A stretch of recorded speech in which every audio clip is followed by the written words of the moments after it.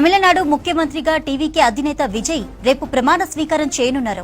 చెన్నైలోని జవహర్లాల్ నెహ్రూ స్టేడియం ఈ చారిత్రాత్మక ఘట్టానికి వేదిక కానుంది. ఈ నెల 4న వెలువడిన ఫలితాల్లో 234 అసెంబ్లీ స్థానాల్లో 108 చోట్ల విజయం సాధించిన టీవీకే సింగిల్ లార్జెస్ట్ పార్టీగా అవతరించింది. నిన్న టీవీకే ఎమ్మెల్యేలు సమావేశమై విజయ్ ను తమ పార్టీ శాసనసభాపక్ష నేతగా ఎన్నుకున్నారు. దీంతో తమిళనాడు సీఎంగా పదవి చేపట్టడానికి విజయ్ కి రూట్ క్లియర్ అయింది.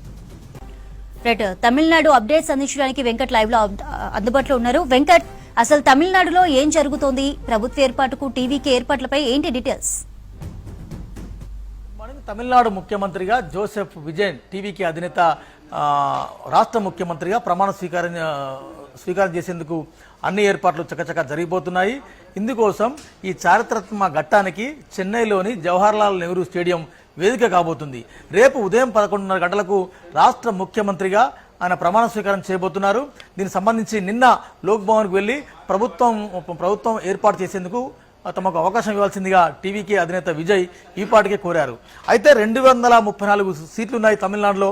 అక్కడ మ్యాజిక్ ఫిగర్ చేరుకోవాలంటే 118 సీట్లు కావాలి. కానీ విజయ్కి వచ్చింది మాత్రం 108 సీట్లు. అంటే ఆ మ్యాజిక్ ఫిగర్కు కేవలం 10 సీట్ల దూరంలోనే విజయ్ ఉన్నారు. అంటే ఓవరాల్గా కూడా ఈసారి అంటే ఏ పార్టీకి సాలిడ్ మెజార్టీ రాకపోయినప్పటికీ సింగిల్ లార్జెస్ట్ పార్టీగా టీవీకే పార్టీ అక్కడ అవతరించింది.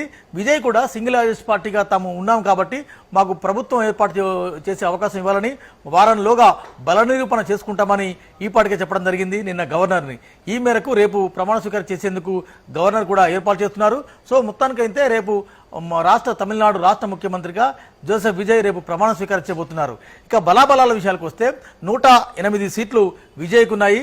ఆయనకి కావాల్సిన మ్యాజిక్ ఫిగర్కు కేవలం 10 సీట్ల దూరంలోనే మ్యాజిక్ ఫిగర్ ఉంది.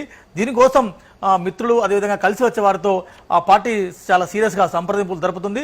ప్రధానంగా కాంగ్రెస్ పార్టీని ఎక్కువగా ఆశ్రయించాడు, కాంగ్రెస్ పార్టీని కోరినట్టు తెలుస్తుంది. నిన్న రాహుల్ గాంధీ ట్వీట్ చేసినారు. రాహుల్ గాంధీతో మాట్లాడినట్టు కూడా కేసీ వేణుగోపాల్ అఫీషియల్గా కూడా చెప్పడం జరిగింది. అంటే తమిళనాడులో టీవీకేకు కాంగ్రెస్ సంపూర్ణ మద్దతు ప్రకటించే అవకాశం ఉంది. ఈ మేరకు తమిళనాడు ప్రదేశ్ కాంగ్రెస్ కమిటీ నిన్న సాయంత్రం కూడా భేటీ అయ్యింది.